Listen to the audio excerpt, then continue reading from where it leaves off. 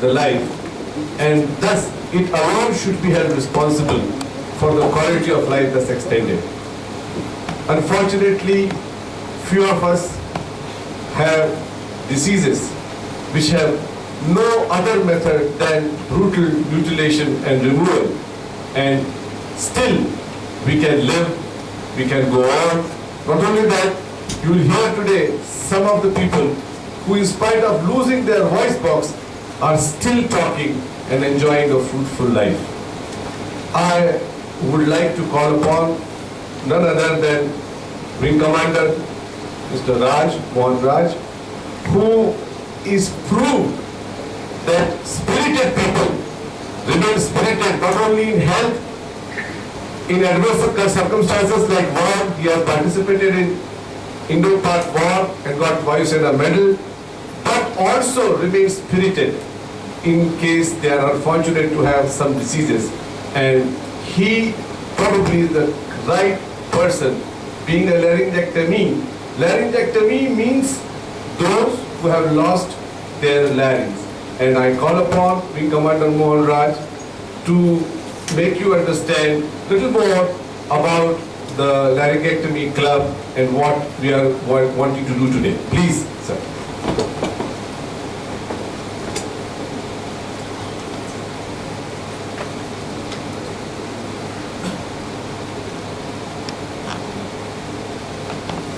Thank you, Dr. Dev sir. Thank you all. Today I learned from Dr. Dev. I am one of those brutally mutilated. Today is Voice Day. Everybody has to celebrate the voice. Ironically, I realized the loss of the voice after being brutally mutilated to use this term. But even though we are voiceless, and doctors like him, we are not speechless. And to continue to live like, as I said, we need to get together, Brother Larry's, Sister Larry's, because our position, we have lost our parents, we breathe differently, we can't swallow, we can't smell, we can't taste, we have innumerable problems, lung infections, mucus, bleeding, any number. Not all of them, we should go to the doctor every time, but we should get together ourselves, compare notes, find out how each one is coping. That is the aim of the club. Not only that, many parents refuse treatment when life is difficult after Apr13.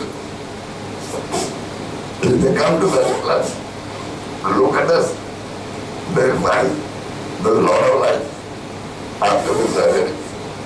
So, this club is a very great landmark in Bangalore for India and probably for the world.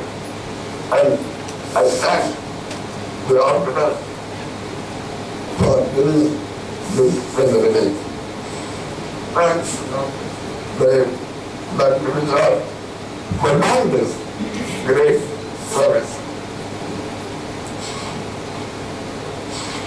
I must also thank Mr. Prasad, DGP, who has done some remarkable things. These doctors do the curing, but the prevention is to eradicate tobacco. After the second over, we have played a key role in the state to implement the tobacco control laws strictly.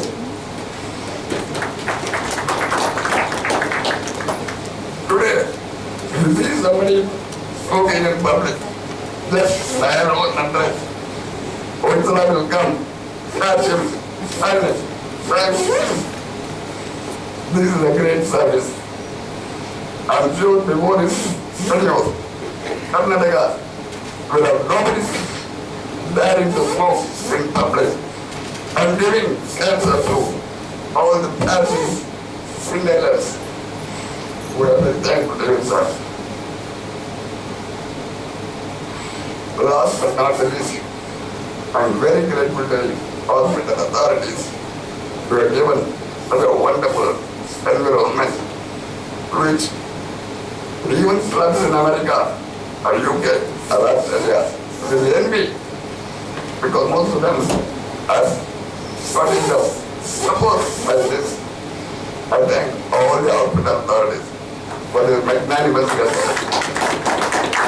Thank you. Thank you very much.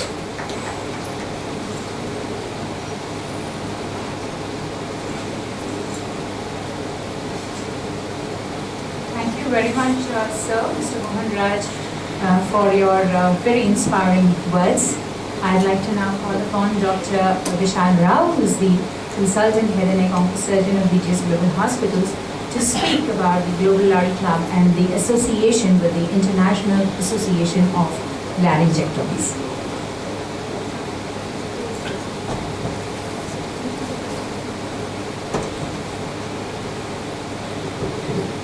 Good morning, everybody. Respected Chairman, Chief Guest, Shri N. Prasadji, Vice Chairman, all our patients over here who have come together today to actually come forward and actually initiate the patient-initiated laryngectomy club. We doctors, whether it is me or Dr. Dev, had nothing to do in this. We just posted this entire thing, and I think today it is an entire result of Mr. Mohan Raj's efforts to put together these patients. And I would not be taking any credit for this or not Dr. Dev, because both of us have actually tried to set a platform here to try and get all the patients together so that they are helped by discussing with each other. So it has nothing to do with doctors in this entire initiative. And on this day, I would like to just give you all a very brief thing. Today we all talk about laryngectomy club. Why is it needed? It is needed not for us but for the patient, because a lot of the times doctors don't relate to patients in terms of our problems when dealing with laryngectomies. And I think I've time and again mentioned with Mohan Raj or many other patients, they can't relate to us because they feel that there are certain problems which only they can discuss with somebody else who has gone through this problem and not through with me, because he may come and tell me I've got this problem and I have a bath. I'm not able to take bath. And I tell him, don't worry, just cover the thing. But what to do, how to do, he says he's not able to explain it completely because I've not gone through it. Precisely, that's what Mohan Raj said, that this club was very much needed to be active. Now, another small addition that we've done to this club is also to set a platform not only for Karnataka but for across India, for all the patients, so that with Mr. Mohan Raj's initiative, he's been a very tech-savvy person, and using his, for the last 2 nights, I think he's bombarded me with about 16 emails. And left and right till 1:32 in the morning to, by the time I get up at 6:30 in the morning, I would see an email from him. Radio about updates of what's going on. How the International Laryngectomy Association, Board of Directors, everybody have been writing mails to me saying that you have to take this lead initiative. Even before I came, I already had a Skype conversation with the Laryngectomy Association, one of the Board of Directors, Elizabeth Felsham. And it was amazing to see the amount of efforts he has put in to set up this club. So, from my point of view, this will also be a platform for all our national patients to come and actually interact with the international patients on discussing their problems and setting up a platform on how they could bridge the gap to solve a lot of these problems at individual level. We also have Blomsinger, one of the processes which is made by America. They have come forward to help us to also bridge the gap of training these patients, also having training courses for doctors to conduct this kind of a program wherein they can do regular procedures like this. And last but not the least, since M. Prasad sir has taken a very lead initiative, and I think much of you all would not know about this initiative, but after the union government asked the state government to implement the COTPA into the monthly crime review, from May onwards, Karnataka Home Department and Police Department has actually added tobacco violations into the monthly crime review. So they've always been protectors of law, but this is the first time actually police have come forward as protectors of health.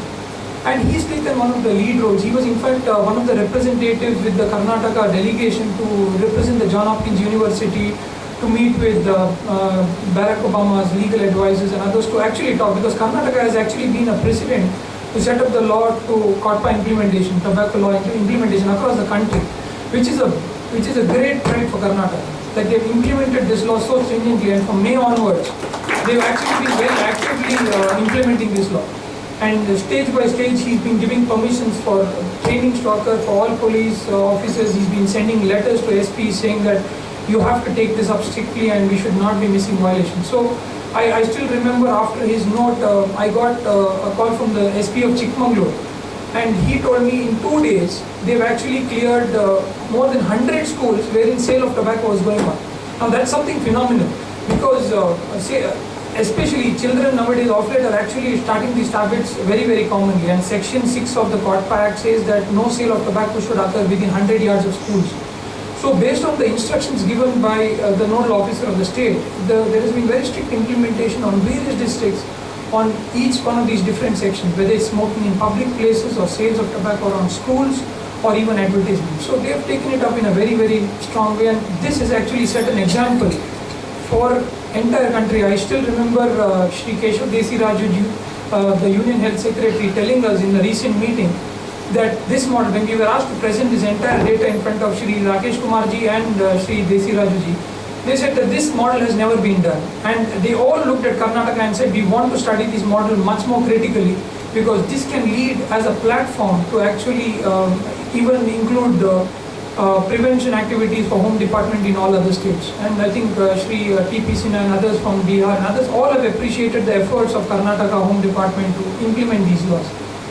So with these few words, I'll just request Shri M. Prasad ji to come and inaugurate. We've started an online forum, an online interface, like I told you, sir, earlier about the International Laryngectomy Club. So we would like you to just come and inaugurate the Skype button, wherein Elizabeth Filcham, one of the board of directors of International Laryngectomy Club, will come and speak and address the audience here. We would like you to just come over and do that.